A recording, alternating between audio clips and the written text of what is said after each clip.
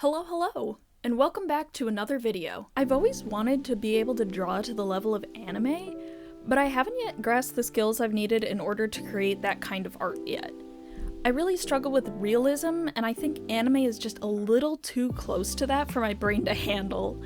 It requires a lot more subtlety in the curves of the lines and capturing of the human shape, and those are both things that I am horrible at. So I found this article talking about this AI that could convert quick doodles and art into fully detailed pieces of anime. And because I'm completely incapable of drawing good realism, none of that makes sense. What am I looking at?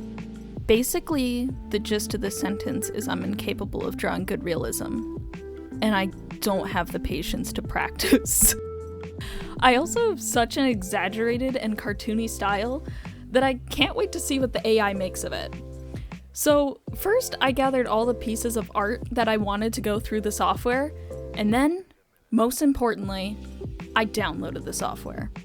Yeah, so unfortunately I could not complete this step. The article I only read until now has informed me that this software is not yet available to the public. Because of my inability to read, I then shamefully deleted all the photos I gathered in the hopes of using this inaccessible software. With this new revelation, I decided the time has finally come. It's time for me to finally sit down and learn to draw anime. Should I start with the step of learning realism, or, I don't know, generally working on my skills that could help me draw anime? Maybe. But I still don't have the patience, so I'm just gonna dive into this. First, I decided to just try to draw anime in general before moving on to any of my characters. Once I did actually move on to drawing characters I've worked with, I decided to draw Edgar. He's not my character, but he's one I've worked on a lot with my cousin, and he is her creative property. If you're interested in her art, please do check her out at Creative Pow. I do have the link in the description. So I spent a good chunk of time on the character's position. Yeah, so I feel like I didn't really quite get the hand right, as I mentioned before. I just can't get them to be quite right. It doesn't have like the subtle curves of the fingers. They're too straight and stiff. His hair isn't quite there yet either. I feel like I made it a little too cartoony and in my style. I feel like it needs more strands or some overlapping action, but I really couldn't capture that well with him. And I don't think it helps that I used really thick lines like I'm used to when drawing his sketch, so I really had kind of an inaccurate sketch that didn't really capture a good idea of what I was trying to go for. So I don't really think I managed to get anime with that. But it doesn't really matter because everything went to a halt. I didn't work on the project for weeks as I got distracted by work and school. It was only after months of procrastination that YouTube decided to remind me VTubers exist, and I should get my shit together and finish this video. Listen, I've been busy. I decided to start a whole new project as I didn't have the patience to take my Krita document from my PC and put it on my tablet. At this point, I was really just trying to convince myself to finish this project in any way that I could.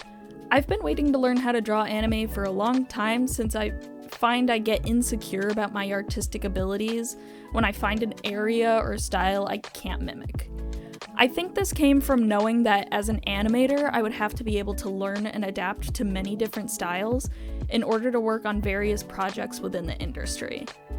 And instead of making my peace and, accepting I cannot possibly learn every art style under the sun, I've decided to make it my mission to take on this problem with months of hard work and dedication to figure this out.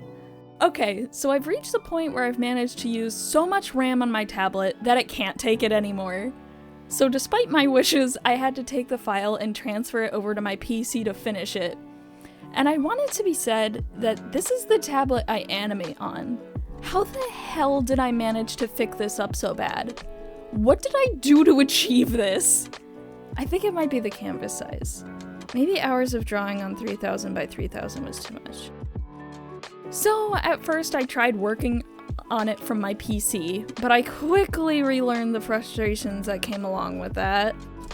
I hate this. Okay, right? I've probably gotten more done on my tablet than I did with this today.